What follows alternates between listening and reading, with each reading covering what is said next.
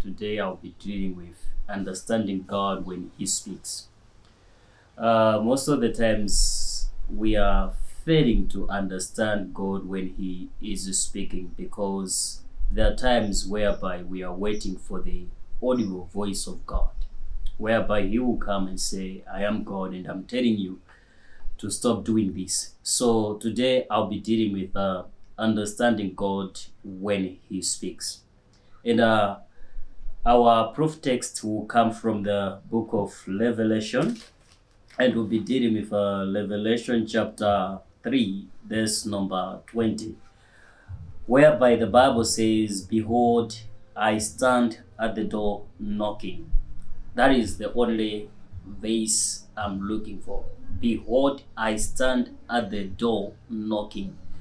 And the Bible continues to say, if anyone hears my voice, meaning to say, if there is a person that is hearing the voice of God. Jesus is speaking by saying, I stand at the door knocking. And if anyone hears his voice and opens the door, says he will come in and he will eat with that person. What does this mean? He is knocking at the door. And by knocking at the door, he is expecting someone to hear the voice. Not to hear the sound of the knock, but to hear the voice. As he is knocking, he is also speaking. Meaning to say, as Jesus is knocking on the door, he is also communicating. He is also speaking. This means to say, by just knocking, it means he has spoken something. Because he could have said, Behold, I stand at the door knocking, and if anyone hears my knock. But the Bible says, if anyone hears my voice, meaning to say, as he knocks, he also speaks. And what does this mean? There are times whereby God can speak to you by knocking on the door.